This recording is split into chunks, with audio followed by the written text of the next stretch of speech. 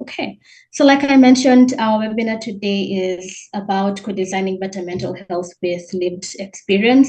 And what we really wanted to talk about is how organizations can meaningfully partner with people with lived experience to strengthen research programs and mental health systems, because we know that organizations typically do partner with people with lived experience.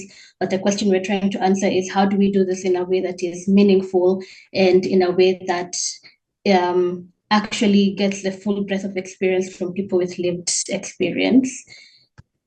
And I'll be your presenter for today. My name is Faith Kamau. I'm a senior associate here at Shamiri in the research team. My background is in psychotherapy and designing and implementing psychosocial programs. I'll be taking you through the presentation as well as moderating our webinar today. Okay, so let's get started. So what we know is lived experience is expertise. When you have a team that is trying to solve a problem, that is trying to implement something, that person who has lived experience actually brings expertise to the team. And so the knowledge that this person has from living through mental health adversity, so what the experience felt like, what helped them, what made it worse, what was missing altogether, that is expertise, because it brings a complementary experience to the design and the delivery and the policy and the practice, and is similar to all the other levels of expertise that everybody else on the team is bringing. And it should not be undervalued in any way. So this is not an add-on, it's an actual expertise that the person is bringing. And talking about what else lived experience is, number one, it's first-hand knowledge. This person who has an experience of lived expertise, it's their own personal experience of distress and what recovery meant for them.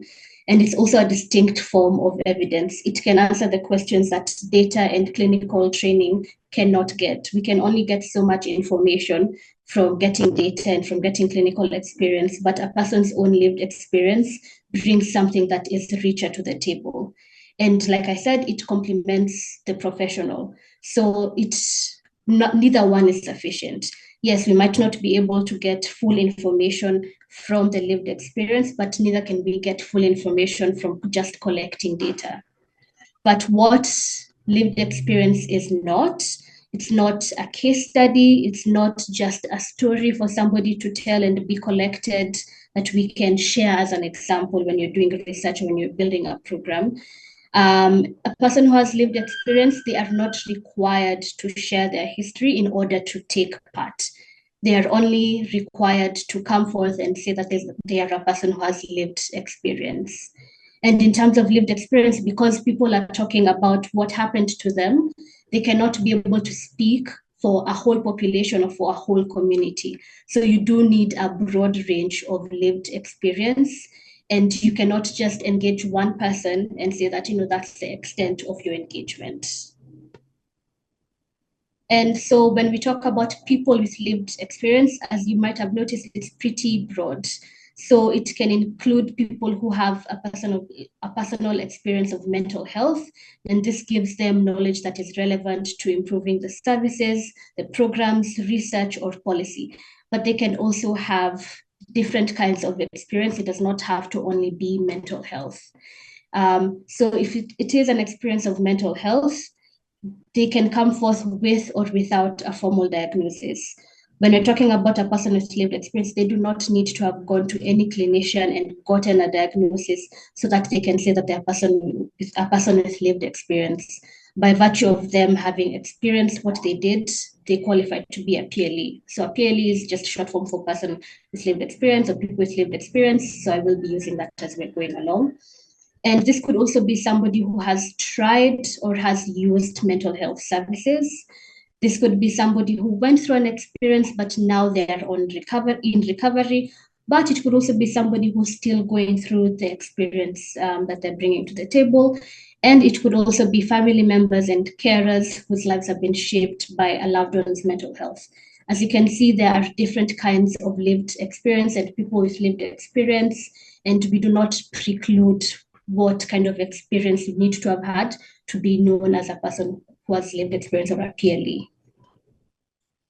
And when you're engaging PLEs or when you're working with PLEs, they can have very many titles, but there's just one set of values. So these titles differ from different programs, different industries, different countries, but the one set of values is that there are people who went through an experience that can now make the program that you're designing, the research that you're designing, it can make it richer, and they are somebody who you're working together with so that you can build a better program and help people who are going through the same experience. So you'll see some titles like peer supporter, a peer consultant, a peer educator, a peer support worker, core expertise, and expert by expertise. But all of these titles have just the same set of values. It only differs in how they are being engaged. So you'll see somebody who is a PLE and is offering connection and sharing their experience informally or formally. You can have a PLE who is advising on how programs and services are being delivered. You can have a PLE who is contributing to training and teaching and service design. You can have a PLE who is also helping to shape study design and data collection and analysis. You have many titles, but they are all bringing the same thing to the table in terms of values and how you engage them.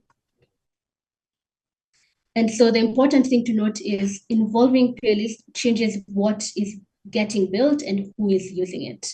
By engaging people with lived experience, you have trust and engagement, because people are more likely to reach out because they know that there is somebody who has had this kind of experience, and that it's easier for them to trust you and your organization and the program that you're building. It also reduces stigma because people do not feel like you're looking at them from a different lens. You have recovery that is visible. You also have better outcomes because, like we said earlier, it brings a different level of expertise to the table that cannot be captured by data. And it creates sharper research and programs because the questions that you're asking are relevant to the people who are experiencing the problem that you're trying to solve. The materials and how you're engaging the people in is clearer and it's actually richer. And when you design, when you go into the field, it's actually relevant to what is happening in the field. So you do not have a gap that now you're trying to chase once you get into the field. And involving people with lived experience is a right. It's not a favor. It's not something that you're doing so that you can show people that you're engaging them or so that people can feel like they're being heard. It's a right that they have, because if you're trying to solve a problem, you need to work with the people who are experiencing this problem and help to cater to the solution. And you will find that a lot of the time, engaging people with lived experience is tokenistic. And this is not something to be ashamed of. Sometimes it's hard to figure out how do you actually engage people with lived experience in a meaningful way. And that's why we're here today. And that's what we'll be talking about right now and even later. So by virtue of even engaging with such a forum, that's something that is helpful. But most of us will have experienced this, where people with lived experience are consulted after the decisions have already been made. They're invited to just share their story, but not to actually help this to shape the solution. You will find that a lot of the times they are unpaid while everybody else who is working and who is in the room is being paid. You'll find that, yes, you'll ask people with lived experience, what to give you feedback, but you never actually tell them what came of this feedback, what came of their research. And then you will find that a lot of the times with lived experience, they're essentially being asked to represent a whole community and represent everybody else's experience. But like we've talked about, there's no one size fits all experience that can, or person who can speak to everybody else's experience. But when you're doing this in a meaningful way, you involve with lived experience from the planning stage onwards, not as an afterthought. And being a PLE is an actual defined role with decision-making power. It's not just somebody who can speak up in their room and other people can speak over them or can change what they have said. They have the same decision-making power as everybody else. And to be meaningful, you need to pay PLEs on the same basis as everybody else, as any other contributor. And like we've talked about, it's not just about collecting people's feedback and experiences. You actually need to tell them okay, how did this input change the work that is being done? And you need to engage multiple voices in an ongoing relationship, not just at one time point, but you engage more than one person because everybody's experience is different, and you continue to engage them throughout the whole stages of the program or the research so that it can actually be meaningful and can bring about actual change.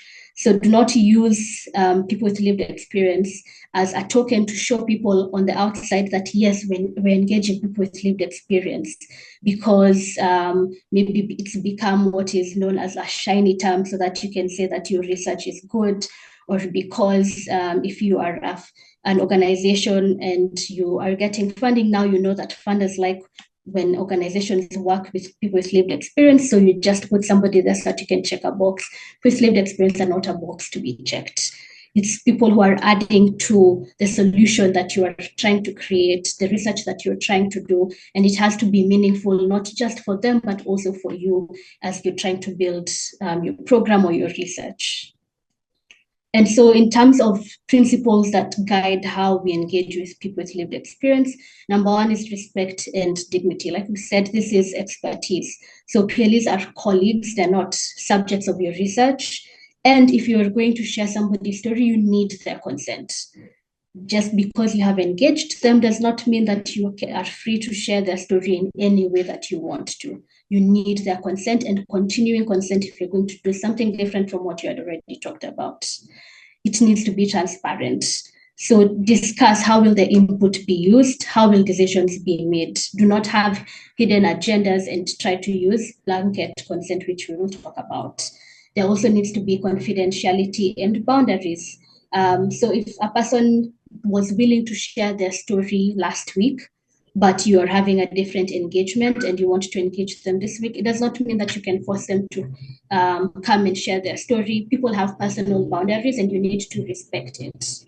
There's also cultural humility. So you need to be aware of, if you're going to a community to get a sense of what they have gone through and the lived experience that is there, you need to be aware of power dynamics, especially if you are an outsider to that community, or if you are somebody who is approaching somebody who is a person with lived experience to come and engage them in their work. They might feel like they're forced to tell their story so that they can be able to be part of the work, or so that they can be able to get compensation or feel like they don't have a choice. So you need to be aware of such power dynamics, and also the local norms. How do you actually engage people in the community that you're going to? And I'm sure we'll talk about that in the panel discussion as well. There's also equity and inclusion. So you need to actively remove the barriers. Do not expect the people with lived experience to conform to how you are working, but you need to include them in how you're thinking about your work. So whether this is flexible scheduling, or because maybe they have other things that they're doing, virtual options in case they cannot come to where you are, maybe your office is, if translation is necessary. Like we've said, sometimes you are going into communities. If English, for example, is not the primary language in which they communicate or in which they feel most comfortable sharing, you need to be open to the option of translation. And like we've kept saying, fair compensation. We also have empowerment and co-leadership. So there are different ways that PLEs can be engaged. They can co-create plans, they can contribute to the analysis, they can co-author reports, they actually hold decision-making roles. So just because this person has not had experience with this in the past, you can also find out, is this something that they would be interested in learning? So for example, if you're doing research and this person has not been a researcher, yes, they do not have to come in, and you cannot force them to also come and contribute to the analysis. But a lot of the time, you will find people who are willing to learn. And because you are engaging them, it is on you to also find out in what ways can they meaningfully contribute to this, and where the gap is because of lack of experience. This is something that you can also provide to them. There should also be a trauma-informed approach, because a lot of the times the stories that are being shared, or the experience that is being shared, is something that is a very personal and deep story. And so you should think about the emotional safety, and trust should always come first. So PLEs should be able to opt out of anything triggering without penalty. So for example, even in this webinar today, if we had been working with a person with lived experience and we wanted to share, this is the outcome, and we wanted to share, we had discussed sharing maybe this person's experience in this webinar today, if they were comfortable with it yesterday. But there is something that happened and they are no longer comfortable sharing the story today, that is fine. You need to be able to support them through that, and there should not be a penalty for that, and they should not feel afraid of sharing that maybe they're no longer comfortable.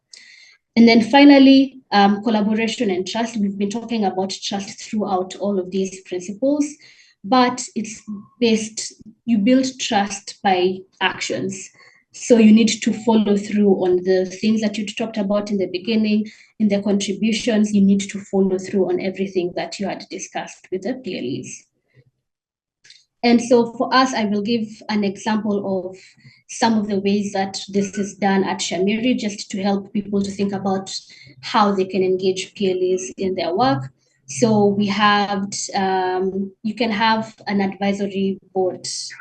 So they can sit on advisory committees and steering groups to help to provide guidance and perspectives on projects. So this would be a board that is ongoing, that you reach out to them whenever you have a project, to be able to give you guidance and community perspectives.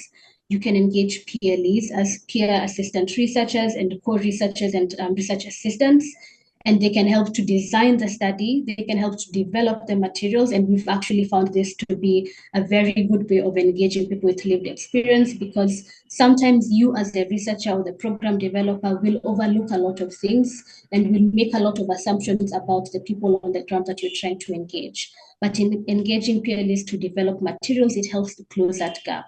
They can help to collect data, for example, using the interviews. Sometimes the communities that you're engaging will feel more comfortable with somebody that they are aware has gone through the same experience and that they can relate with.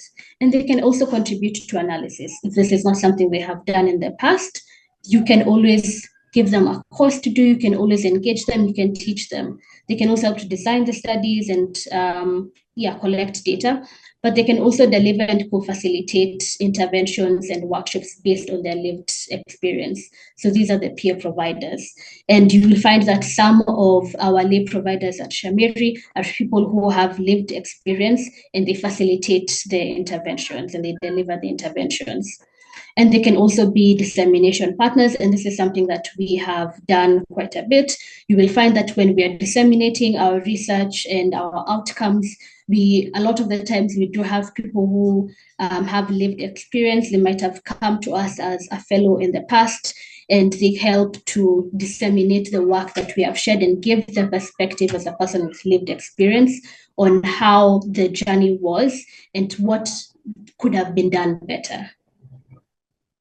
And I know I have harped on this point, and I will harp on it again, because this is one of the biggest failings that organizations have. And like I have said, it is not something to be ashamed about.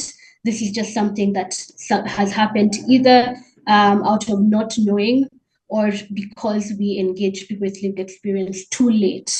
So PLEs should always be paid proportionate to the role. If they are coming in and doing the work of a research assistant, they should be paid like the other research assistants. And this should be budgeted in from the beginning. The challenge that a lot of people face is you realize midway through that you would want to engage somebody with lived experience, but it was not in their budget. And maybe you opt to not pay them or to pay them less. This should be budgeted from the beginning. It's mandatory. And if you are going to expect them to do something extra, there shouldn't be an unpaid expectation. That should then be a new conversation about engaging them. So this is compensation. But there's also recognition. If they write a report, if they're part of the authors on a report or a manuscript, they should be offered co-authorship or acknowledgement. And they should be given the credit. They should be given certificates of participation where it's necessary. And if you have somebody who's moving on to a different role, provide them with a reference letter, because what they were doing was actual work. And you should also consider them when it comes to future opportunities. So keep engaging with the people who have lived experience so that it can be commensurate with what they were able to provide to your program. And in terms of safety, in terms of training and orientation, like we have talked about, it should be the same as the staff that you have in your organization. So every person with lived experience should also get the same kind of orientation that is talking about what work they're coming to do, the team, and it should be done before starting. Should tailor the training to them. So you should identify what will they be coming to work on when they join your team and what should their training look like.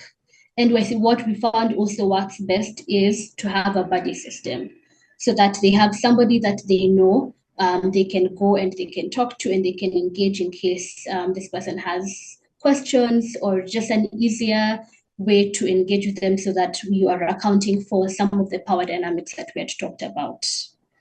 You should also have confidentiality agreements, just like any of your staff members. And like we've talked about, there should be no forced disclosure. Do not force anyone to share their personal story as a condition of them being involved. That is not all and who they are. They are more than just their personal story, and they have a lot to contribute. You should have data protection. Any sensitive information should be protected under the same standards. And in terms of emotional safety, in cases something triggering, every person with lived experience should know, okay, who then do they go to debrief, or in case they do need to talk to somebody. They should be able to decline a task, not just sharing their story, but if there's a particular task that they're uncomfortable with, without penalty, any person with lived experience should be able to decline this. And you should be able to work with whatever level of engagement they are comfortable with. So if you had agreed on a certain level of involvement and they wanted to scale it back, this should be accounted for and this should be done again without penalty. So 5 things you can do before your next project starts. Like we've said, begin at the design table. So before you decide what question you're trying to answer, bring in people with lived experience, involve them at that point. So involvement after you've maybe already written your protocol, you're just asking them to review it. That's not partnership. And at that point, you don't have too many options on how you can frame your questions. So start with design. Number 2, like we've said, put it in the budget. If the line item is not there when you're doing your proposal, the involvement will not be meaningful. Cost it like any other role. Do not underpay the person with lived experience just so that you can be able to engage them. Number 3, define the role in writing. Do not just bring people in and say that they're people with lived experience will be working on the project without talking about what will they be doing. For how long will they do it? What are they being paid? The decisions, how are they being made, and what decisions can they actually make? Number 4, when we've talked about being able to prepare the person with lived experience, you should also do the same with your team. A lot of the times you'll find that the friction can come in from the team not understanding the position of a person with lived experience and how they are being engaged and what they bring to the team and to the project.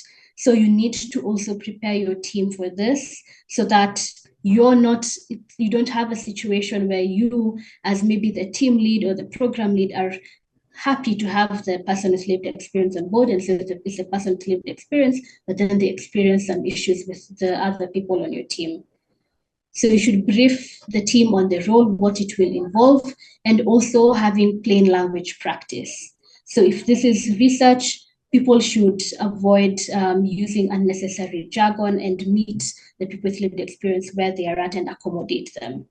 And number 5, you should close the loop. Once you have done all of this, you should report, okay, what changed because you engaged this person? How did the experience meaningfully shape the project? So those are 5 things that you can think about before your next project. And now to the main event. So we have a wonderful panel that we will be engaging today. and who will be shaping and having a richer conversation on engaging people with lived experience to make our programs better. So this will be moderated by Marvin Davis, and you can see our panelists right here. We have Benta Wamboy, Constance Mubia, and Amisa Rashid.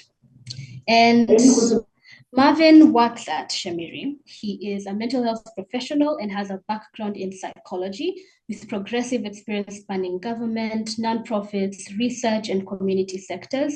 He also has experience in designing, coordinating, and scaling evidence-based mental health initiatives and strengthening stakeholder partnerships, as well as supporting implementation across education and public health systems. And he will be our moderator for the day. As you can see, he has had a lot of experience spanning different sectors, and he is well placed to guide our panel today and give us a very rich conversation. We'll also be having Constance, who brings expertise in program management, research, and strategic partnerships that advance mental health systems across Africa. Her perspective reflects a commitment to strengthening African leadership in mental health, fostering cross-sector collaboration, and translating research into equitable, people-centered policy and practice. Thank you so much for joining us, Constance. We have Benta Wamboy, who brings expertise as a psychologist and a mental health consultant, advancing lived experience engagement in African mental health research. Her perspective reflects a commitment to ethical co-production, psychological safety, which we've talked about quite a bit, and strengthening equitable partnerships that recognize lived experience as a valuable form of expertise in research, policy, and practice. And we're so excited to have you, Benta. And we also have Amisa Rashid with us.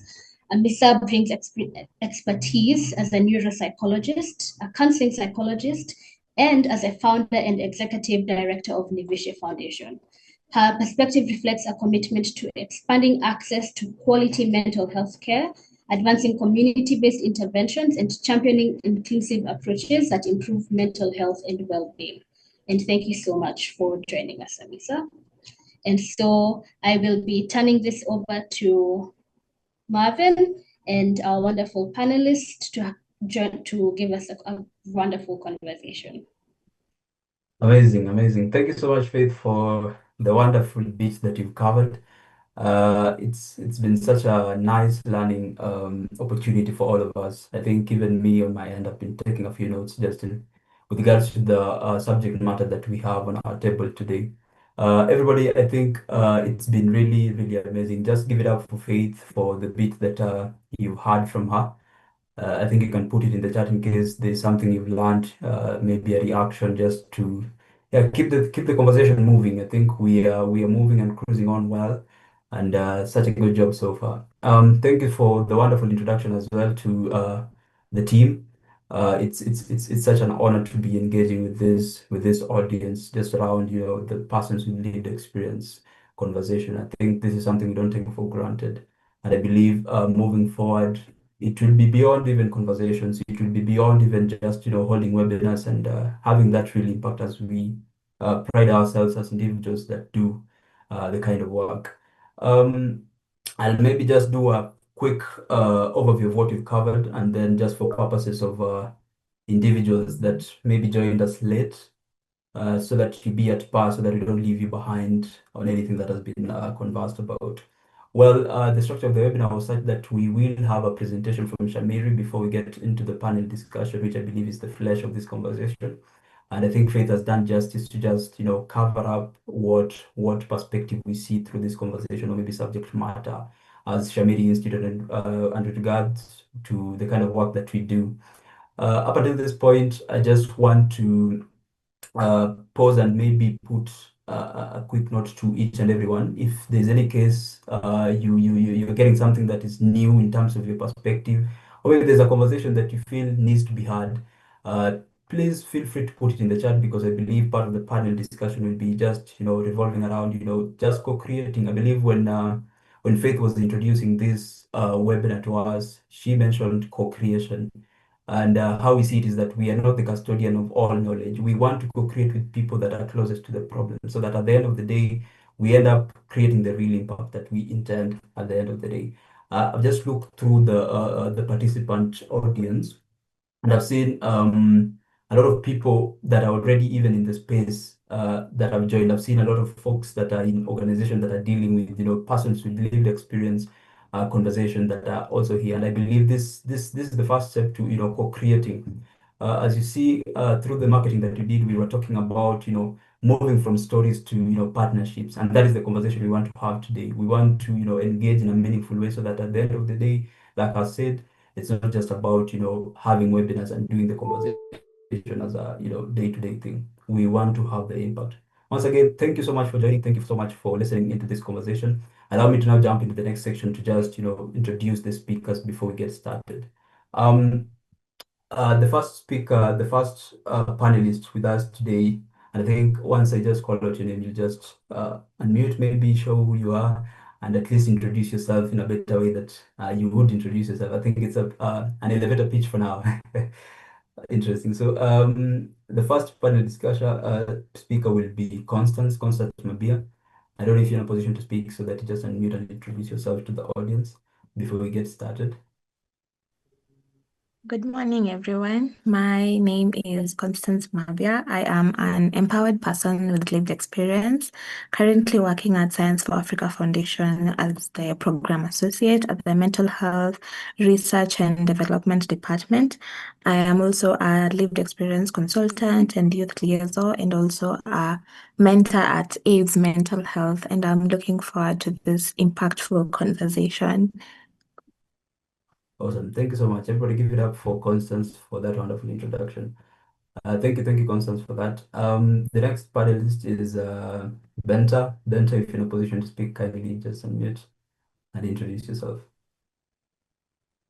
Right. Hi, everyone. My name is Benta Wongwe. Lived experience consultant. What that basically means is that I help organizations meaningfully involve people with lived experience, especially in the research field. I also do so many things, but for purposes of this conversation, I think I'll say I'm a psychologist by profession, and yeah, that I love people. Yeah. Awesome. Thank you so much, Benta. That is wonderful, and we are honored to have you in this conversation. The next speaker is supposed to be Amisa Rashid. Amisa Rashid is the founder of Nivisha Foundation. She was in a flight currently, but I believe she will be joining us in a few once she gets settled. I think this just shows the seriousness we take into just having this conversation proceeded. She's one person that works with lived experience in her work, and I think once I don't want to spoil it for you guys. I'll let her introduce herself once she joins the call. She will be joining us in a few.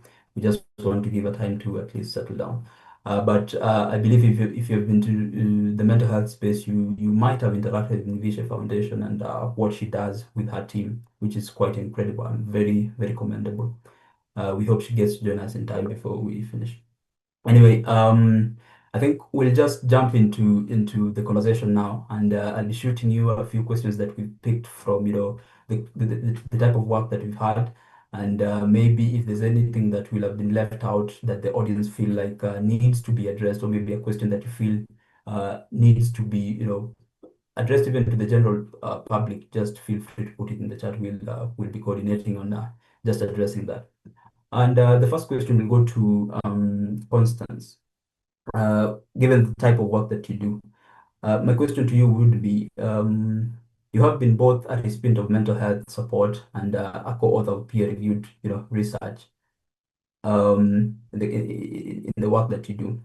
When you're brought as a PLE or a person with lived experience, how do you know quickly whether the involvement will be a genuine or whether it is around tokenism that Faith had raised here?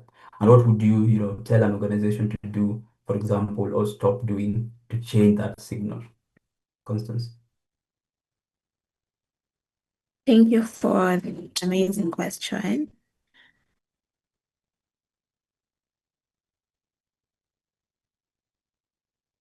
Because I think you're muted if you're speaking. Kindly.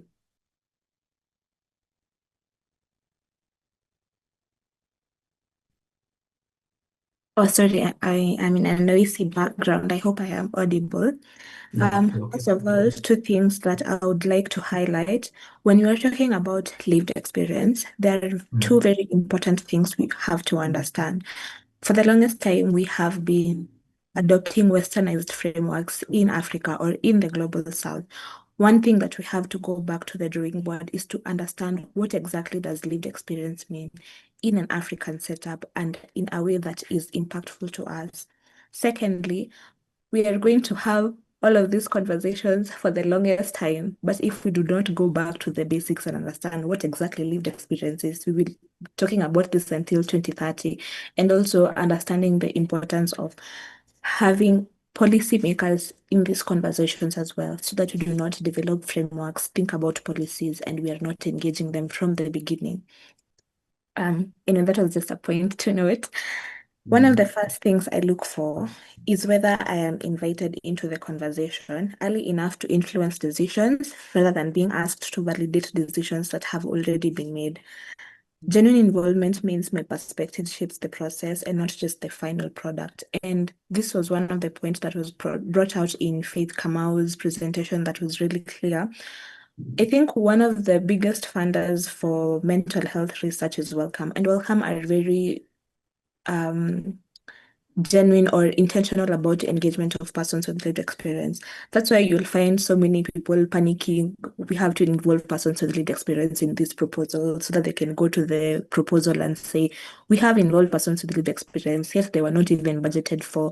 They were not involved from the proposal or from the inception, and they did not know what exactly the proposal is going to be looking like, and they are expected to be paraded around as people who took part in the process, yet they actually didn't. Another indicator is whether my lived experience is treated as expertise. If people only ask me to share my story, but don't ask for my recommendation on research design, implementation, ethics, or dissemination, that's often a sign of tokenism. For the longest time, we have been seeing persons with lived experience being taken to meetings or conferences, and you're asked to share your story, and people cry about it, or you're given a huge pat on the back, and you're told, congratulations for being a strong person, and you're told that you have to go. But lived experience engagement is not just in terms of a narrative. It's not about me having gone through the system or having my mental health condition and having to share that in stories. And I know Faith brought this up on her presentation, but I think one thing that has to be very clear is that sharing your story or sharing your lived experience expertise, no, sharing your lived experience story is not a prerequisite for you to be engaged in proposals. Many researchers are going to ask you to say what your lived experience or what your story actually is so that they can see if you're fit for the proposal. And I don't think that's a fair thing that has to be in research proposals. Thirdly, I have worked on research and conference planning where lived experience wasn't just represented. It influenced discussions around accessibility, scholarship design, community engagement, and how research is communicated. Those are the environments where I feel like a collaborator rather than a symbol of inclusion. And this is where you're going to be involved even from the beginning. Your input matters. We have also seen engagement of persons with lived experience in steering committees where you are just paraded to the funder to show that this steering committee has persons with lived experience, yet you're not budgeted for, your opinion is not well taken into, and people are so scared of having this conversation about budgeting, or when you bring it up, people think we are not well budgeted for, or when they're having tight budget lines, the first line to be cut off is normally lived experience, and I don't think that is fair. Organizations also show they are serious when they compensate lived experience contributors fairly, explain how feedback will be used, and follow up afterward. Too often, people share thoughtful input and never hear what happened with it, and this has always happened in so many research projects. AU's mental health has a framework on engagement of persons with lived experience, because the question is always going to be, how exactly are we supposed to be compensating persons with lived experience in research? And AU's mental health developed a whole beautiful framework depending on which level a person with lived experience is. And I think it's a framework that is always supposed to be adopted even when in research proposals people, when they take part in workshops, we have seen organizations expecting persons with lived experience to cater for their own expenses, yet you're going to be paraded once again with a huge pat on your back and congratulated for sharing a story, yet you're not even compensated because you're not seen as an equal person of value. And that will always go back to the basics. If we do not understand what lived experience is in an African setup, we're going to be having the same conversation for so many years, and it's not going to be meaningful engagement because we really do not know what how we are supposed to be engaging persons with lived experience.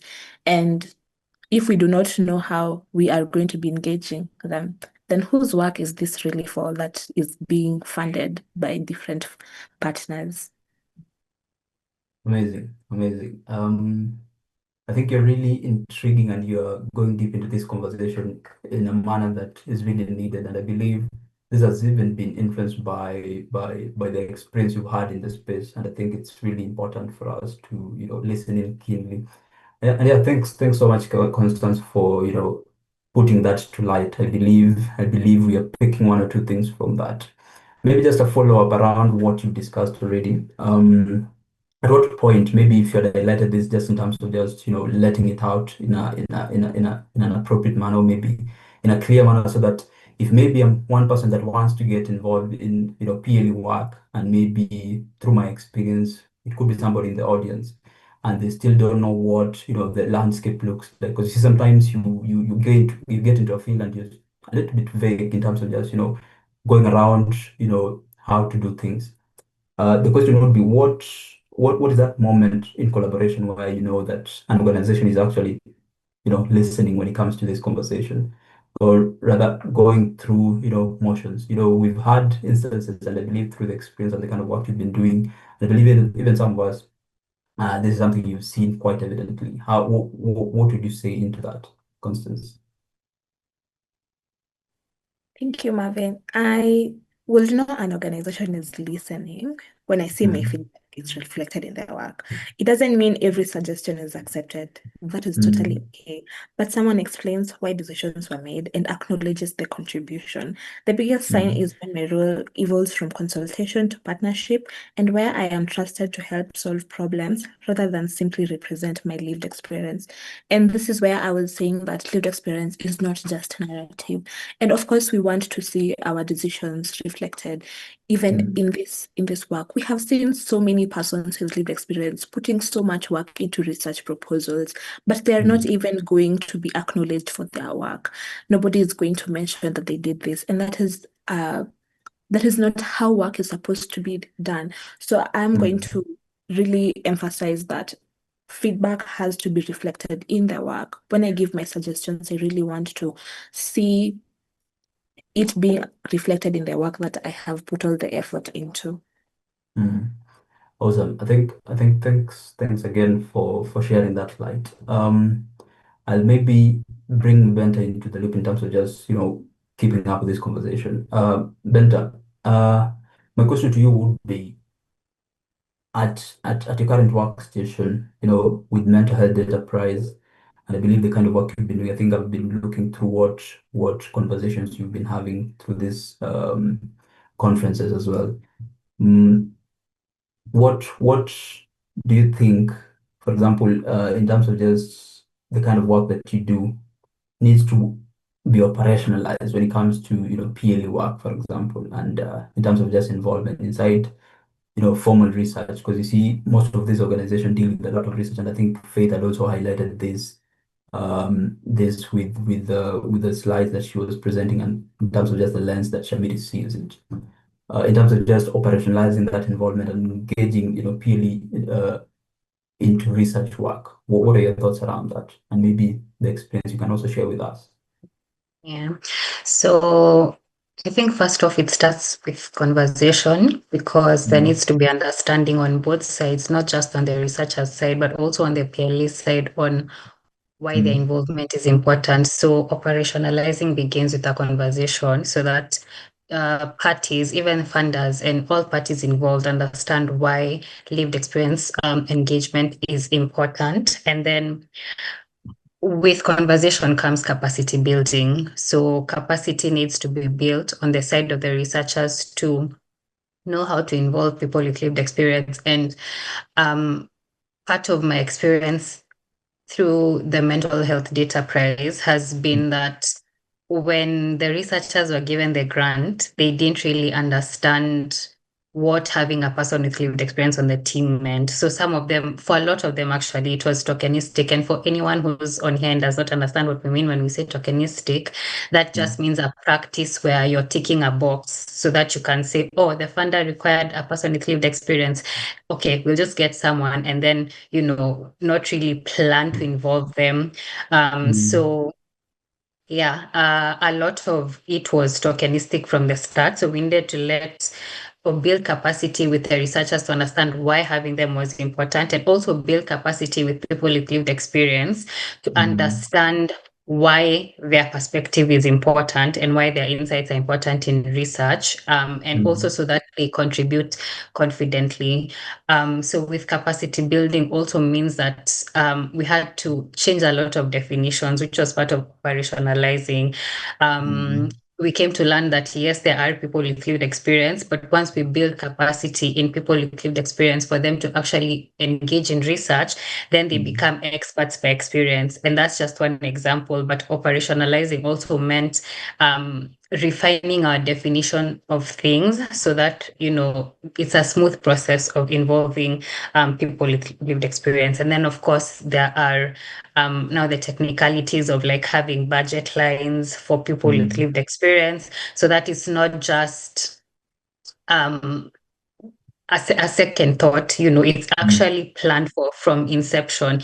This is the budget we have total, and this is the budget we have for people with lived experience. And I like what Faith talked about, that you pay them commensurate to other people on the same band. For example, if they're coming in as co-researchers, and you pay them the same amount, so that again also involves having a budget line, and then that also involves having, because you see, sometimes when people with lived experience are being involved in research, it can be triggering to them. So that also involves creating an environment that's where there's safety. So that can look different based on different projects. So you need to ask yourself, these are the people that I'm involving in my research, and this is the kind of triggers that might come up, or this is what I need to do to make the environment safe for people with lived experience, so that it's not just we extract what we need from them and then we don't really take care of them or their mental health and things like that. So that's part of operationalizing lived experience involvement. And then lastly, I'm going to say, with ethics and getting ethics approvals, it's a bit challenging because you'll find a lot of ethics approvals are focused on participants. These are people that we're going to conduct research on, but then there isn't really that aspect of having people with lived experience joining the research, because they're not exactly the researchers themselves, but they're also part of the research team, So that involves having ethics approvals that take into account having people with lived experience on the research team. Yeah. Awesome. I think that's really important to note as well. But now, when we try and picture, how people see this, maybe from my end, for example, you see there's a lot of resistance when it comes to change, especially just in life generally. Let's talk about organizations, because I believe there's some sort of internal resistance when it comes to, even having this conversation, and especially with the example that you've given us. What do you think gets in the way of organization, and especially in terms of just embracing how lived experience and their involvement in research is? What are your thoughts around that, and what can you speak into that, for example? I think first off, I'll say is just organizations have not had a chance to see the impact that involving lived experience has on their research or whatever it is. So, and this is something that we saw a lot. Once researchers got to see how much better their research was, because they involved people who had insights that they could never have had the chance to incorporate into their research, which made it infinitely better. Once they saw the impact that had, then we had no challenges. So largely it's a function of organizations not having been in a position to see the kind of impact that involving lived experience has on their research. And then also it's a function of money. And this ties into a conversation with funders, because if you underpay, let me use that word, the research team, then also they don't really, it becomes, people with lived experience become, like collateral damage, so this is the amount of money we have to work with. So we'll underpay PLEs. So also there needs to be sufficient budget for the research team to empower them to be able to then empower PLEs and give them what they need to contribute to the research. So a lot of it is just understanding and seeing that impact. And then it's also limitations in terms of budgets and all of that. And then with understanding also comes mindsets, because for a long time, people have viewed lived experience experts as people who have just gone through a mental health challenge. That's it.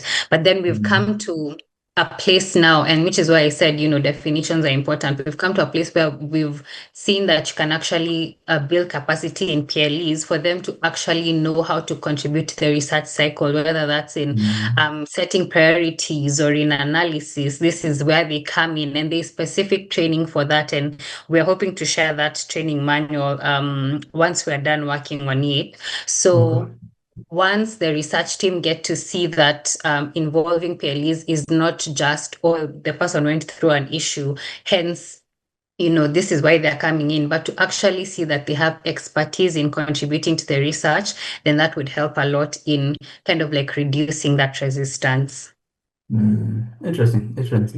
Benta, I see you speak so passionately about the kind of work around PLE is engaged. I'm just looking, you've done some work around just writing around, compensation. I think Faith had mentioned this, and I saw some sort of like joy around, just this compensation work being like I think she spoke light into this as well. Based on what you've written and this conversation, what conversation are you having with the organization, and especially for the audience that are here today? What can you tell them when it comes to, equally compensating PLE to persons and, when they do their work in the research spaces, especially?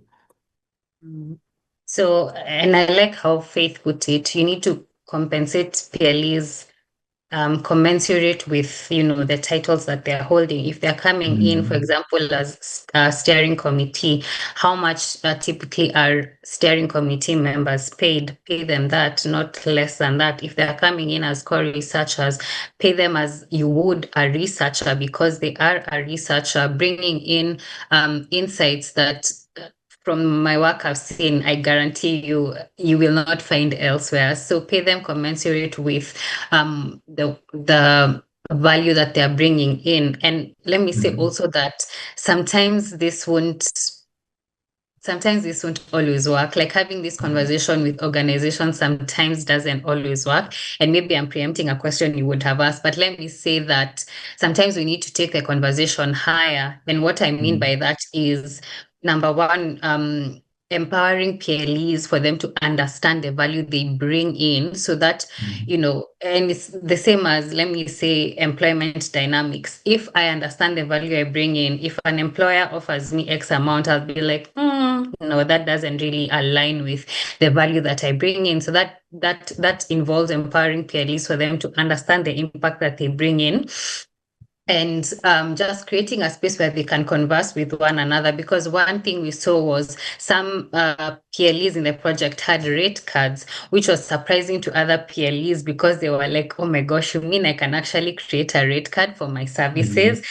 My work is that important, so having that space for them to collaborate, which is why we're working on creating a community of practice. Then, that capacity is built in them, but also that conversation needs to be also around funding circles, because then if funders require it, and they require it not in a tokenistic way, but in a way that the research team can actually show that this is the budget line for each process, and this is how much we paid the PLEs and things like that, then, organizations, then the ones that are still resistant are kind of forced into it, let me say. I'm sorry to any organizations here. And then once they're forced into it, then they see the value. So sometimes it doesn't always begin from them, understanding why it's important. Sometimes it begins with taking the conversation higher, and then they are kind of put in this place where they need to do it, and then they see the value,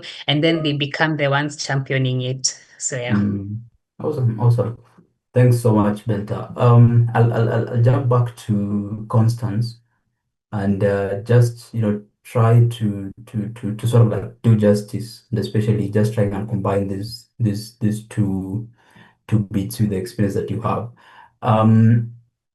Constance, I believe at some point you were engaging, young people, and especially with the experience around PLE. And what I would love to hear from you is something around, how organizations can, move and do better in terms of just, training individuals. Because you see the people, the folks, the institutions that already engage. But now we've seen through experience and through, even collaboration, that there's some sort of work that is still not being done quite well. In terms of just looking at what a better system would look like, what would your thoughts around that be? And especially now that we are moving beyond just a conversation. That's a really nice question. A better system, first of all, would be going back to the basics. I think I always emphasize this. We really need to go back to the roots and really understand what lived experience actually is. In my consultancy that I did for the mental health enterprise, we were creating an AI tool, and while we were doing the facilitation workshops, one thing that actually came clear is people do not understand what mental health advocacy or just what mental health is. They don't understand what it is, and they mostly interpreted it according to where they're actually staying. For example, we did one of our workshops in Kibra, and people understand mental health in relation to substance abuse. And that really got me thinking, if people don't understand what mental health is, then most of it they wouldn't understand what lived experience actually is. And that is always going to be a lot of problem, because we are having so many funded projects. I think when you go to LinkedIn, you're going to see so many funded projects by Wellcome or by any other partner. And if they are having so many projects, then whose work is this really for if we cannot go back to the basics and understand what lived experience is? Secondly, we need to take budgeting very, very seriously. I think this is a point that was coming across, but it's not really taken with the weight that it deserves. I don't know why people do not want to budget for persons with lived experience, yet when you're told, for example, you're applying for a grant for $1 million, you are supposed to budget for a person with lived experience. When you're having them coming to workshops, you're supposed to pay for their transport. But so many organizations take the money from the funder, and they do not want to pay persons with lived experience simply because they are less deserving of these opportunities. You are going to give options such as, but we are paying for your workshop, we are paying for your lunch, we are paying for your transport, so we don't think we have a good budget to pay for your salary. And I think that's very unfair. So a better system would look like people actually budgeting, and people have to be taught, if that's if lack for a better word, they have to be taught how to budget for persons with lived experience. Having rate cards is pretty great, and also having frameworks that have already been developed and adopted into this budgeting is gonna be great. Because if someone took their whole time to develop a whole framework for you, all you need to go is to go to that framework, look at the level this person with lived experience actually is in, then you budget for them. That is actually a lot easier. Thirdly, better systems are going to be reflected even in the policy. A few years ago, suicide was decriminalized, and I think that's really great. But after it was decriminalized, what really happened afterwards? So I think policies really fail us. And my friend who currently works at Nigeria Mental Health Organization, she was one of the leaders who helped in developing a policy tracker, and I would be so excited to see if this is going to be applied in Kenya and see if we really are behind in the implementation of policies. We're going to have these conversations until 2050, but policy people are not engaged from the beginning. Nothing is going to be implemented. Better system also includes not treating mental health as a siloed product. Mental health or mental health conditions, most of the time, they're the aftermath of something from climate change to the current economy. And if we look at mental health as a siloed product, many people are not going to be understanding this. It's not just persons with lived experience. This also involves the government, the donors, the partners, and other academic institutions. So you have to talk to them in a language that they actually do understand. And a better system, another way that we would have a better system, first of all, is most importantly, sorry, is training more young people to come up to this space. This is a sort of a new space, and nobody knows how, we are all in the same table. We are researchers and we're having persons with lived experience, and we still do not know how to treat each other. So we need to have more young people in these spaces so that we cannot have the same persons with lived experience informing research projects and policies over and over. And of course, it's a scary process because we do not have a lot of capacity strengthening for persons with lived experience. And also, this is determined by so many other factors, including internalized stigma. I know for sure for myself, before I could have the courage to actually take part as a consultant or to have the courage to actually call people out, it took a lot of time because of the internalized stigma and the fear of what people are going to think. So more people have to go through a lot of capacity building in this space. And I think that is also going to be great. And there are so many places to be in this space. It's such a beautiful space, including policy development. And in one of the workshops that I attended in May for World Health Organization, this was something that was coming clearly. Young people are coming up with new and brilliant projects, but they are so scared to go to the policy space because they are saying their ideas or their feedback are not going to be adopted into the policies, or policy is such a scary space, or for lack of a better word, for only big shots, and they don't want to venture into that space. But the problem with that is that people are going to be making policies for us that are not going to be favoring us. Yet we are the ones that are going through the system.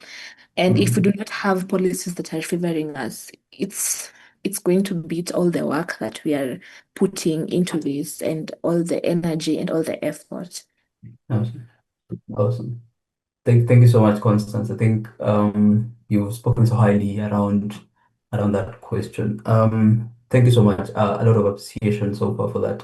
I see our next speaker is also in the chat. I think I'll introduce her. Let introduce herself in a few minutes. But just to keep you on the loop as well, Bent, I'll come back to you the same question on just around how you see it, what a better system would be, and especially with regards to the kind of work that you've already done and what you foresee for the future around this conversation. So yeah, thank you so much, Amisa, for joining us. We've been waiting for you, and especially just want to hear from you. We hope you're keeping well. The audience is really engaging us so far. We love the conversation and how it's steering. I'll maybe give you a few minutes to just introduce yourself and the organization that you work with, and the kind of work that you do, and what you do around PLE work. Take it up, Okay. Amisa. Hi, everyone. My name is Amisa Rashid. I'm happy to be here despite the challenges that I've been having to join, but finally glad to be here. My name is Amisa Rashid. I'm a neuropsychologist and a mental health practitioner by profession, and also a person with lived mental health experience. I also work with Nivisha Foundation, And our main work is looking at strengthening accessibility of community-based mental health interventions, innovations and approaches, while making sure that it is also inclusive at the community level. Mhm.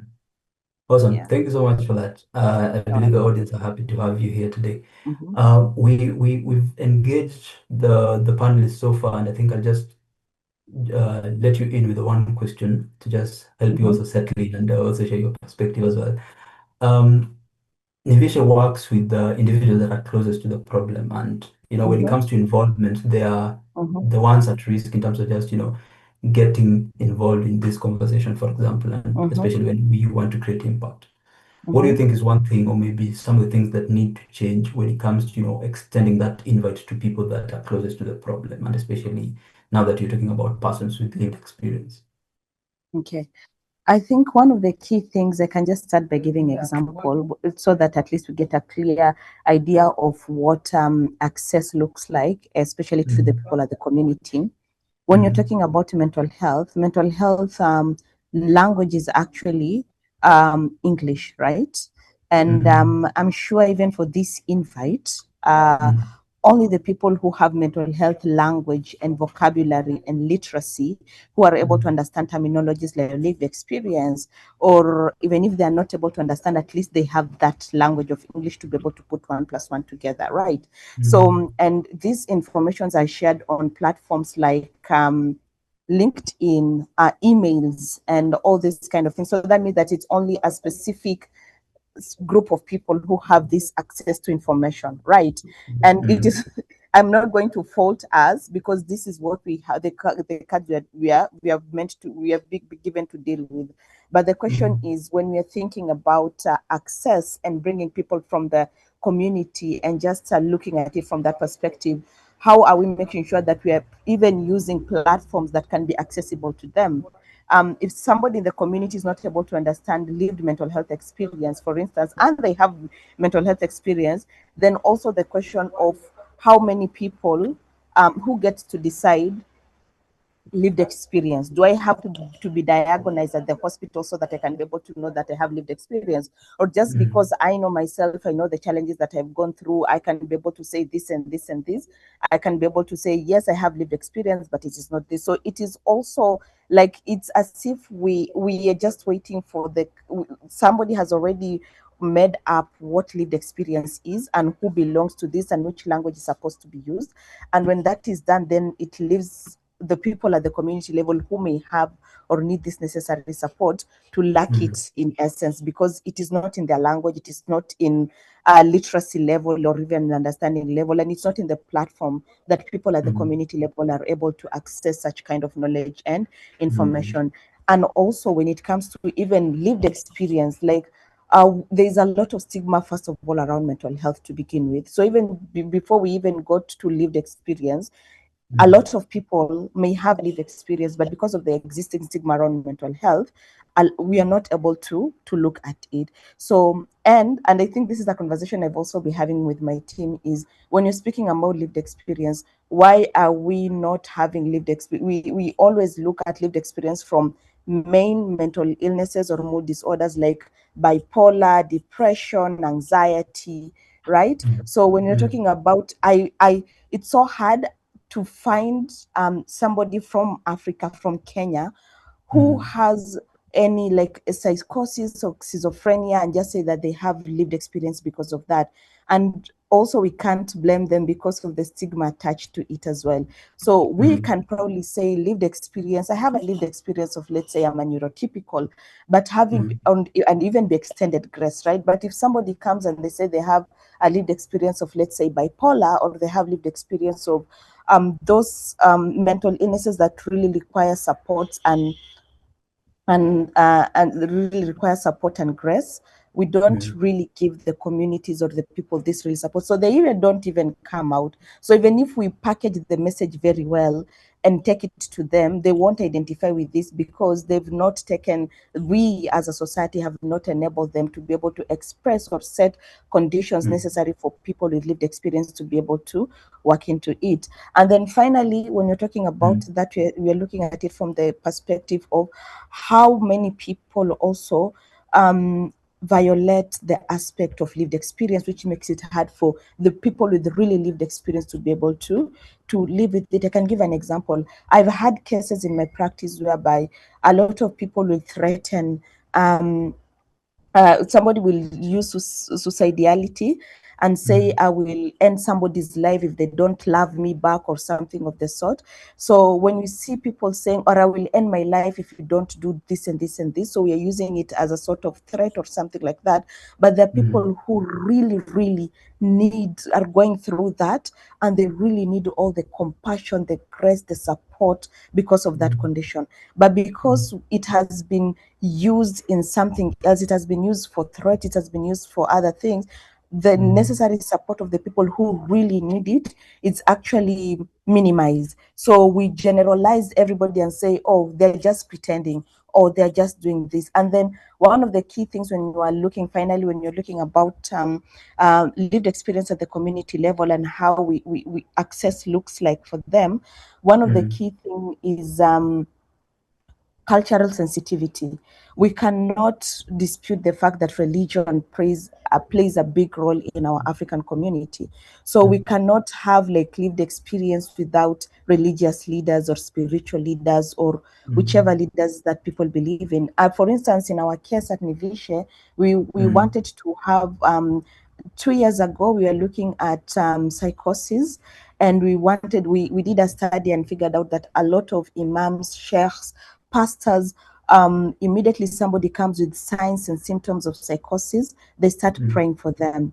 And that is also lived experience for these people. But for them, they lacked that knowledge and awareness of knowing that this is also in relation to mental health, right?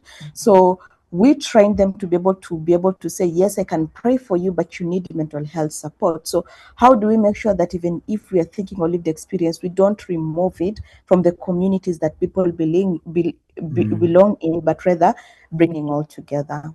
I hope I've answered it, Marvin. Awesome. That's really amazing. And I think one commendable thing for all the panelists is that you're really speaking so passionately into this conversation, and I believe it's something that spans out, out of the experience that we've had so far in this space. And I believe, yeah, just like I said, this is the first point for, creating that meaningful impact. And thank you so much, Tamisa, for that. When you mentioned the kind of work we do with the Nivision, I was curious to hear about the language and chatbot that you're engaging in. I think I'll bring that conversation just in a bit. But now, just a follow-up on what you've already shared so far. Given the experience and the engagement that you've had with organizations around just, what involvement looks like. If I were to ask the question around what one thing do organization get wrong when it comes to, expectation, or maybe how involvement is supposed to be like when it comes to, involving PLE. What one thing do you think drives people with lived experience away from that conversation? Because I think the other speakers had already spoken into, how much things need to change. But now, given the experience that you've had, what do you think are some of the key things that drive people away from even engaging with PLE? I've just seen in the chat somebody has said she feels seen. This is because the conversation is beyond just, tokenism. We want to like have that real impact. So based on your experience, what would you say around that question? I can say that one of the key things that organizations get wrong is assuming that in order for you to engage people with lived experience, it needs to happen in boardrooms, whereby you have a round circle of tables, chairs, you have a screen presentation, everybody speaks about the experiences, and then voila, then we've involved people with lived experience. It doesn't involve that. At Nivishe Foundation, we lost a teen mother because of postpartum psychosis, whereby she unalived herself and a child, right? And for us, it was, and there was so much stigma actually to the dead mom, because people actually labeled their family and said their family had issues. Because as a mom, you're expected to be loving and compassionate. How are you not loving your child immediately? And you can already see that that conversation that didn't, in order for us to know what people were feeling and how to be able to explain to them that this was as a result of mental illnesses, and a lot of mothers are going through maternal mental illnesses without anybody checking onto them. So it did not happen in the bedroom, it happened at the community level. Another group of young people that we are working with as the Sudanese refugees, right? And the war happening in Sudan at the moment, like most of them are traumatized. But I'm not going to sit down and start, and that is the conversation we are having, because we just finished our first cohort of Sudanese youth, and we of course came up with an impact report. Since it is funded, donors expect impact reports. But then one of the key questions we are asking: who is the donor? Who is the impact report for? The impact report that we are supposed to have a meeting, set it up, and just explain these are the findings we found of mental health and psychosocial support in Sudan. You know, those jargons and the lingos and everything. And then we had a conversation with those young people in Sudan, and they told us, no, we just want to come on board and give our experiences. So we changed that from formal reporting to live reporting, whereby you're coming and giving us a report of what this experience has been or what this thing. So the first assumption is usually just that comfortability of saying, okay, this cannot happen. Lived experience cannot happen without policy, without who and who in the room, without certain people, without, yeah, so that is one. Another assumption is that lived experience need to be polished. Like we don't accept lived experience as lived experience. We accept perfection. We expect people with lived experience to show up as normal people without the lived experience. So when somebody with, let's say, mood disorders or bipolar happens to come out, and we expect them to show up even at work 100% as lived experience person.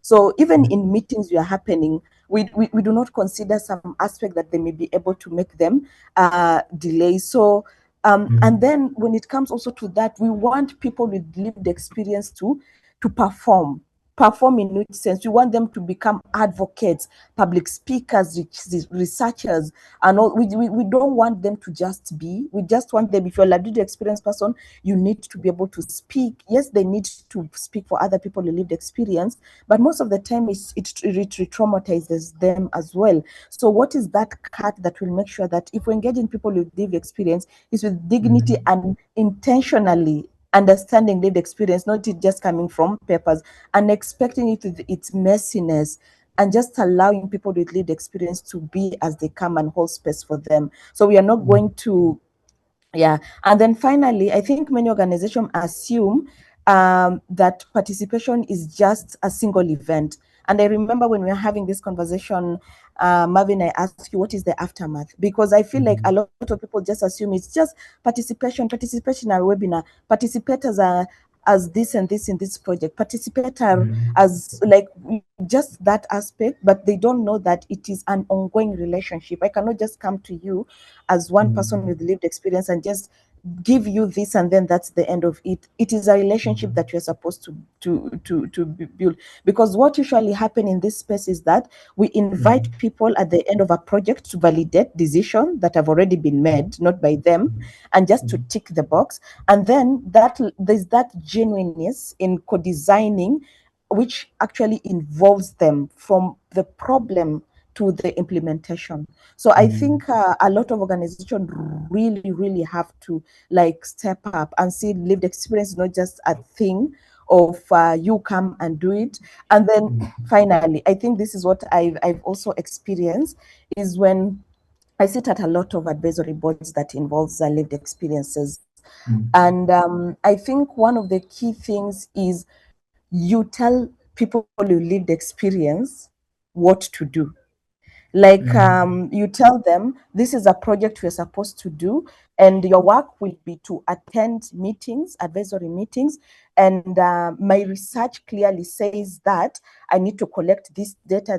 So your work as a person with lived experience is to help me collect this amount of research. Even if I tell you in my community this doesn't work, even if I tell you we need this collaboration in my community, it usually becomes a lot of back and forth, because lived, especially in research organizations, they see people with lived experience as just people to come along and just finish the research for them. and tick a box, but not that genuinely like I'm the expert. They don't see people with lived experience also as experts in their own capacity.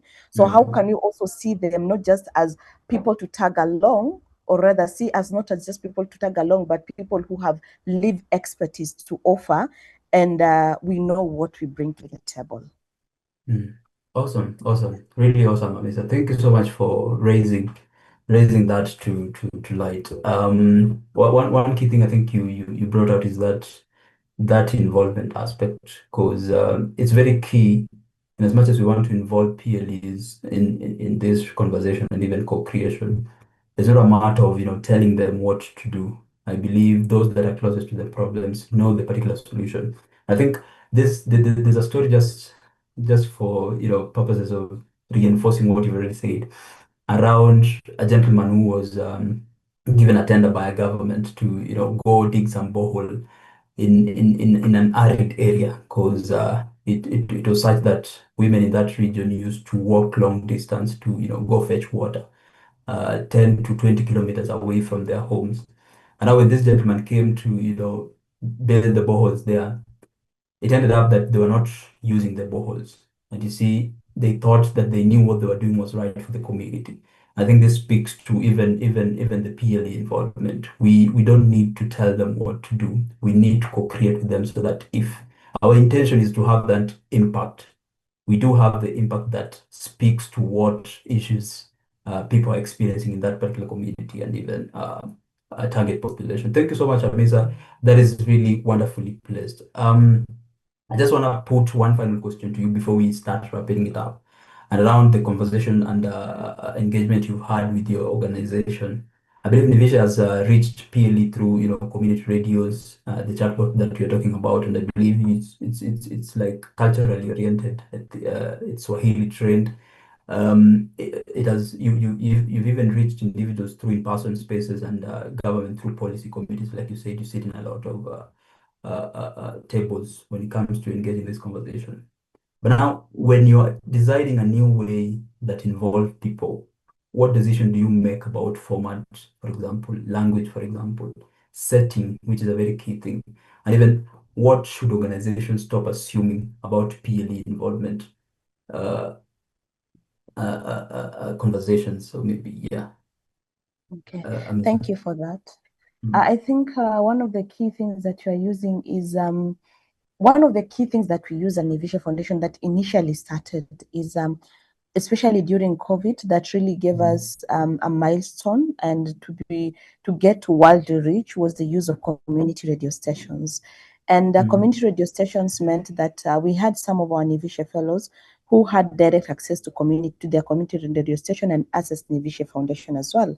And one of the key things that happened is that we wanted to communicate mental health in languages that people can be able to understand. So if I go to the radio station and I start talking about depression, right? Or I start talking about different terminologies, or I start talking about mental health, I can be able to reach Mama Mboga, because Mama Mboga, while cutting her mboga, will be listening to radio. If there's a driver in a matatu, you'll be listening to driver. Like a lot of people listen to radio still in Kenya. You have the radio culture still very high. And we've been able to reach a lot of people at the grassroots level because of not only the national radio stations, but the community radio station. But the key thing is not just reaching, it's about the language that it's used. And one of the key things that we found out through community radio stations and through our, we created a chatbot and a chat GPT called Amisa GPT. I keep on giving a disclaimer that I did not tell my team members to call it Amisa GPT. And the idea was because a lot of young Kenyans are already using ChatGPT as an AI generative tool. How can they be able to use to get referrals? Like you can be able to get mental health information in Swahili or local languages and even get referrals, right? So one of the key things we found that there were no mental health terminologies in Swahili at all, in a lot of generative AI, and that is why at Nivisha we've embarked on the journey of the Swahili Lexicon Project, because we are now we are in the business of making Swahili mental health Swahili dictionary or kamusi. And because of that, you figure out that even if I've had lived experience, for instance, or you want to disseminate your materials after research to people with lived experience, which language are you going to use? You're going to use English, right? And if you're at the community or the grassroots level, they will prefer you to use a language that you probably can be able to, they can be able to understand. But if you use that language, there are no terminologies to be able to say, this is what I'm going through. So how can we be able to communicate that? So that is what we want to be able to do. How do we make sure that everybody, the last mile health, can be able to access mental health knowledge, information in a way that it's understandable in their own way, and then they can, which will lead to help seeking behaviors and make it easy for even people to identify themselves and lived experience.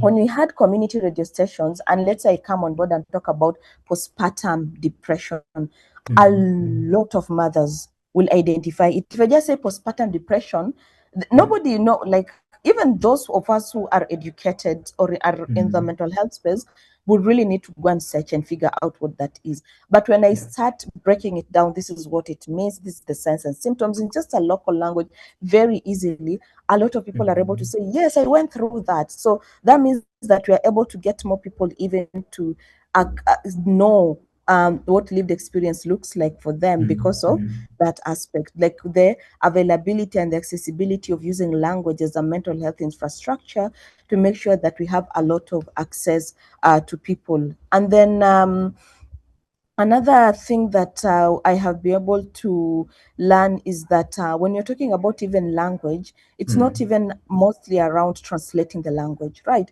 Because we still have that Swahili suicide.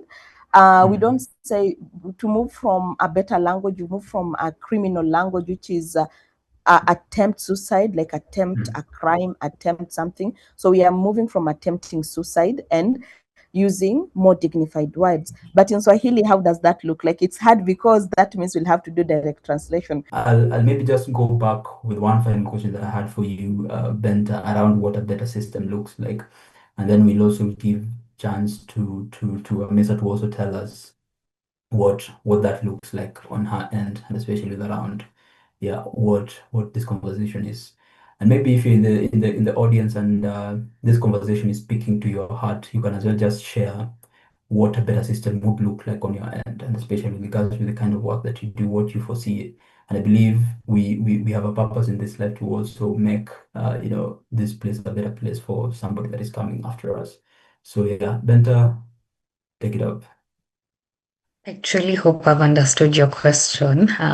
But I think a better system, number one, would look like researchers and PLEs having that mutual understanding that they're all working towards the same goal, because sometimes it can feel like it's us against them, but we're all working towards a shared understanding of, mental health challenges and a shared vision of co-creating solutions. So better systems would look like better partnerships grounded on understanding that we're all working towards the same vision. And then better partnerships would also look like respecting each other's expertise. So you bring in a certain type of expertise, I bring in a certain type of expertise, and just respecting each other's expertise. That's super important. And like I've said, once impact is documented, then the research team gets to see, oh my God, this is expertise I've actually been taking lightly, but it exponentially improves the quality of my research, and that's important. And I think it's Constance who also talked about policies and just the policy environment, and having policies that support PLE engagement in a way that's empowering to them, not in a way that's just extractive. This is what you bring, and that's it from us, but in a way that supports them and empowers them. And I also like what Amisa was talking about, where we need to, and I think I'd alluded to it earlier, that we need to support lived experience engagement, especially in research. And I think a lot of my focus is in research because, that's where my niche is. So we need to think about, okay, we're involving PLEs, what kind of support do they need? And I talked about creating safe environments so that, if they need like to take a break from like a certain process because they're feeling overwhelmed, or they're feeling like I can't leave my bed, do you just then discard them and move on to the next person? Are you overwhelming just one person with lived experience and expecting them to have experience that represents a whole community, or are you overwhelming them in such a way that there's no support from like having a group, so that if one person is feeling overwhelmed, another person can take over, and there's no lapse in continuity, and also there's no pressure on one person to be the be all end all, of the project, and just different ways in which having PLEs on the research team can, be empowering for both of them. So I'd say those are just some of the ways in which the system can be better. I also mentioned about like ethics committees, and there being just clauses that support participants in the research, but we also need to think about how ethics approvals can also have PLE specific clauses so that they're protected even as they're contributing to this research. Yeah, I think let me stop there for now. That's okay. That's okay. Thank you so much, Benta, for that wonderful bit. Amisa, we kind of lost you, but I think I've seen you come back. I'll give it up to you to proceed with the section that you are handling, and just pose another question for you as you finalize on that bit in terms of just looking at the format of engagement. What has surprised you in terms of what is working that you think is not being looked into? So as you speak into the last bit you are handling, you can also address this bit. Back to you. That's a good question. What has been working is, I think, in spaces whereby they don't I like the better terminology to put it. We don't like celebritize people who lived experience and assume that just because we have this one person who has lived experience in this, they represent the whole population of young people who have lived experience. Like if a mom, like if I'm talking about maternal mental health and a mom has gone through an issue, I'm not assuming that all mothers have gone through the same exact issue and she should be able to represent them. You're extracting knowledge, information, and their lived experience from them to serve your research purpose or what purpose. So that means that if you had started engaging with us from the onset, we'll tell you, in your budget for these people, so that when you come in the middle of the community and we tell you the least you can give, it's you have to offer tea. You are not going to bring young people together and not even offer them a cup of tea, and then you are there wondering, okay, why is this happening? It is too expensive. Why can't we do it without the payment? All these kind of things. And how do we treat people with lived experience with dignity, not just people whereby you just look at the information? So when you see people with lived experience with dignity, with the eyes of I value you, you're not just somebody to fill this aspect of my research so that I can come with this impact report or something, it really creates and shifts the dynamic. And it also reduces the power play, because you're not coming from the place of I have the resources, I have the money, I have the knowledge, I am a doctor, right? It comes from there. Yes, I am all this, but I need you guys, because in order for me to come up with something long lasting, we need to work together collaborative as peer experts and not just as people who I'm just coming to get knowledge. And I think one thing for me, dignity is very important, and that is the essence of the word nivishe, because nivishe means to clothe you, to cover you. But for us, nivishe, clothing gives you dignity. Nivishe dignifies your mental health experience. So even how you speak to people with lived experience, like, I don't see you as you, where are we? Like, how can I see you as a person who we are walking this journey together? It's really key to me. And I've seen, I will 100% support and put all my energy in supporting people who dignifies the community that they work with, instead of just seeing them from a perspective of, come, let's fill this form, our funder needs us to reach this number by the end of this day and do these questionnaires at the end of the day. Amazing, amazing, amazing. Thank you so much, Amisa. Thank you so much, Constance. Thank you so much, Benta, for that wonderful engagement that we've had so far. I'm quite intrigued. I'm learning. I'm getting new information. I'm even more motivated as we proceed. Well, I think we've done justice to time as well as to, just engaging so far. But this conversation is not complete if we don't engage everyone that is in attendance. So I'll maybe just prepare us to start engaging. Maybe let's first of all just give it up for the speakers. Just send in your comment, put in your reaction for the engagement that we've had so far. I think it's been a great learning opportunity and engagement. And as well, just for purposes of inclusion, I think it's been really amazing. If there's any question that you have on your end that you feel needs to be addressed, please feel free to put it in the chat. I've seen a few that have already been sent in, and we'll be jumping into that section in a bit. So just frame it how you want it. I think we'll put it across. And if there's anyone that might also want to put a comment around just what they think, what they've learned, what they've seen, and yeah, what engagement you have, you can as well put it in the chat. In the meantime, thank you so much. Thank you so much for sticking around. I think it takes a lot of commitment to just be here even until this point.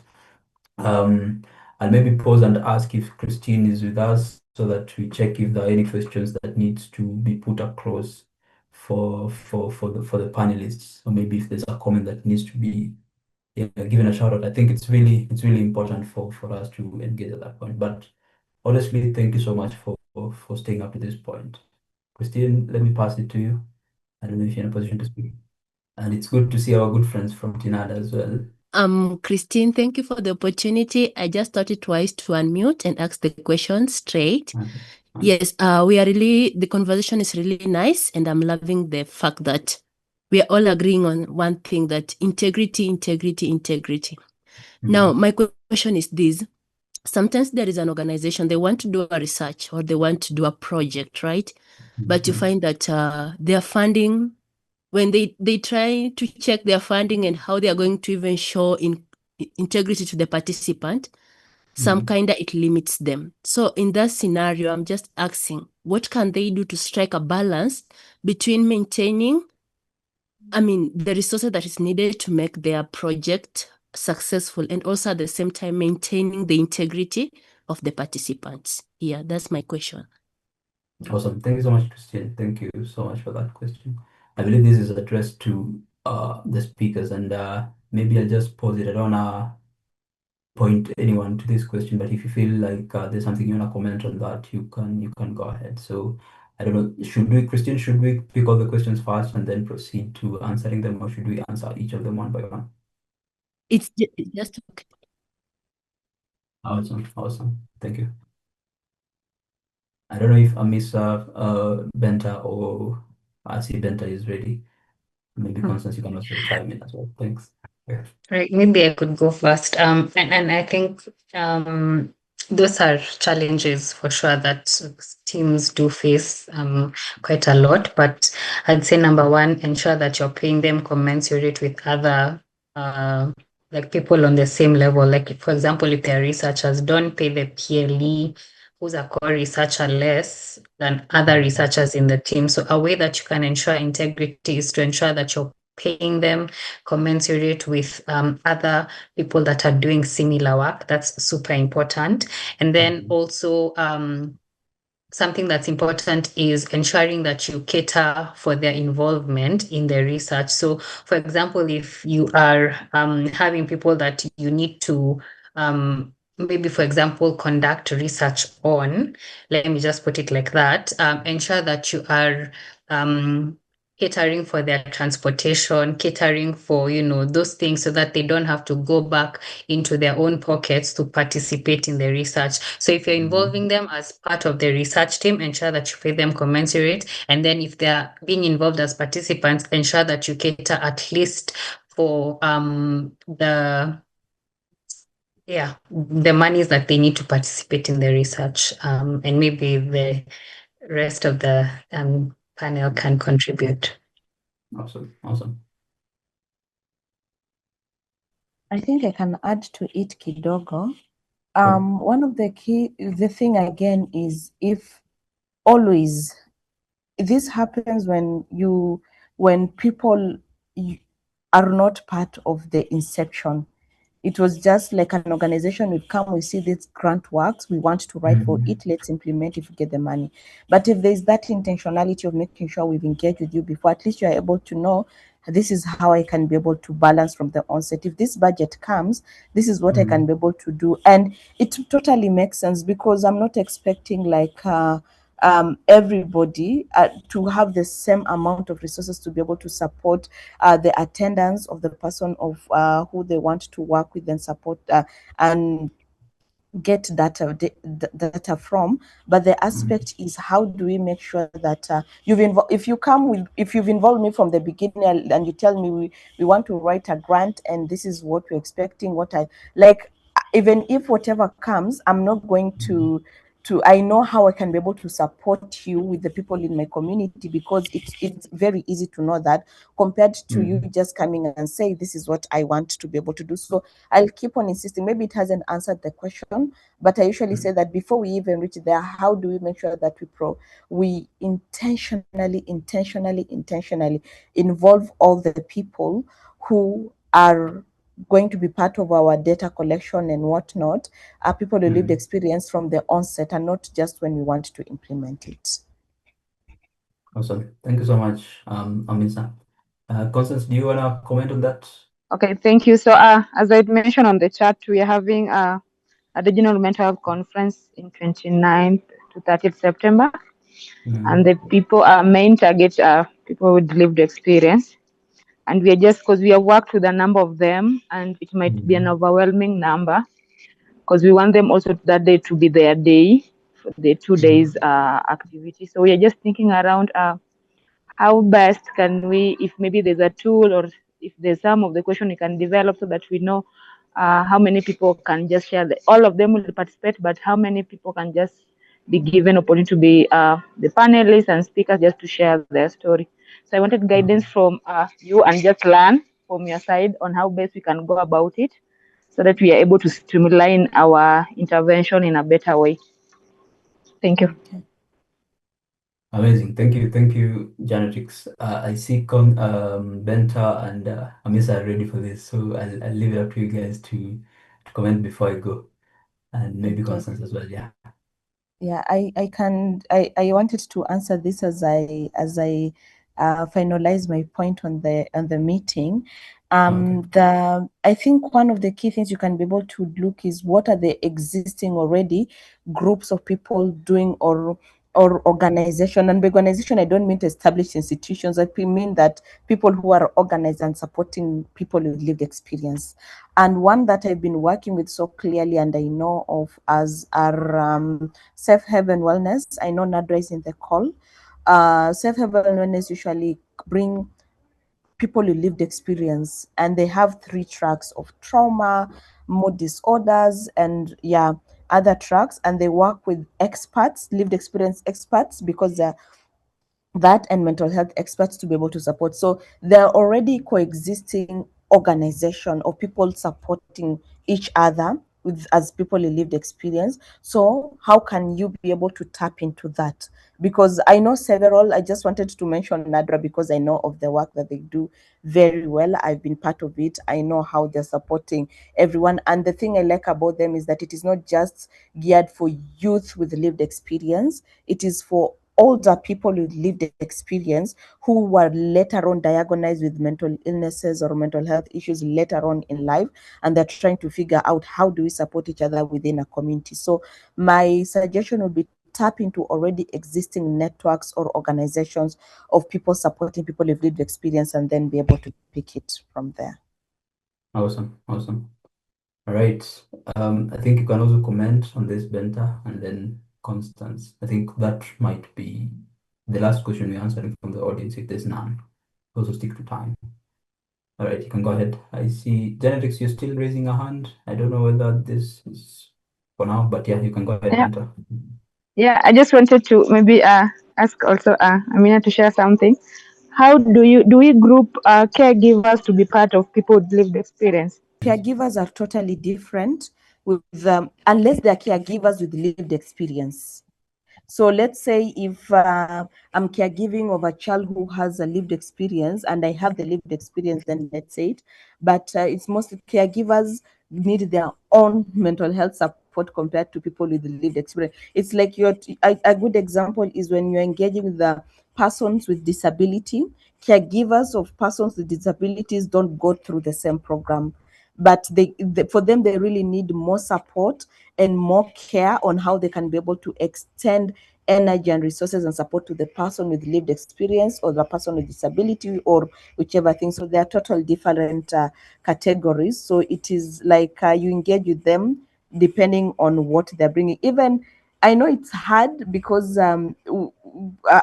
topic around people with lived experience, because even lived experience, like you've said, is not more, it's not homogeneous, whereby there's lived experience in different things and there's a background in all of it. But now, as we're defining the landscape itself, is how do you make sure even the people with lived experience, we have mood disorders, people with bipolar, people with depression, people with what, and then how do are their caregivers, how do they experience it differently? Because I cannot compare a caregiver of somebody with depression to a caregiver of somebody with bipolar, for instance, because or with the psychosis, because that one I have to be very, very hands-on. This one I just have to make sure that there's certain ways of supporting, so it can't be the same. Right. Amazing. Thanks, Benta, and then Constance. Yeah, and I think when we refer to PLEs, let me just comment on that. We're usually talking about people with lived experience of a mental health challenge, but there are people with lived experience of caregiving or lived experience of anything else. But usually, when we're talking about PLEs, we're talking about people who have actually gone through whatever it is that's related to that. So there needs to be a differentiator such that even when caregivers are representing PLEs, for example, children who can't contribute to the research, but perhaps it's around children and caregivers need to be involved, then there needs to be a distinction between the two because, yes, they are different. And also, Janetrix wanted to say, and maybe mine is just an encouragement to TINADA to consider involving people with lived experience in the planning itself as opposed to just in the participation. So choose some representatives from the PLEs so that even as you're setting the priorities of the conference, they are involved. This is what the conference is about. Let them know, let them give you their insights. This will work, this will not work, or this is what we think. Involve them in, for example, setting up the discussions that will be there and what kind of presentations, and that way then it will make your work easier when it comes to developing that set of guiding questions, because then you can co-create it with the PLEs so that even as you're seeking guidance from other organizations, which Amisa mentioned, that are doing the same thing, then also it's also there's contribution from the PLEs themselves. So I'd say don't just think about it as them coming in to give their presentation and things like that. Also think about it as them helping to co-design the conference itself, the objectives and everything like that. And that will strongly enrich the conference that you'll have. Yeah. Amazing. True. Thanks, Bento. Constance, thank you so much. Thank you so much for that wonderful engagement and feedback, especially around what sort of engagement needs to be had, especially around PLE. I think we want to stick to time. The intention of this webinar is to take 2 hours and not go beyond this, at least so that we also allow you guys to jump into other activities. So I'll maybe, I don't know, I'll maybe give you 1 minute to just put on your parting shot before I reintroduce the team to just wrap it up. In the meantime, there's a poll that we're having just in terms of you giving up feedback. So maybe Faith, you can help me with this last bit. Thank you, Marvin, and thank you everyone for being here. Thank you to our panelists for sharing. It's been a really insightful conversation.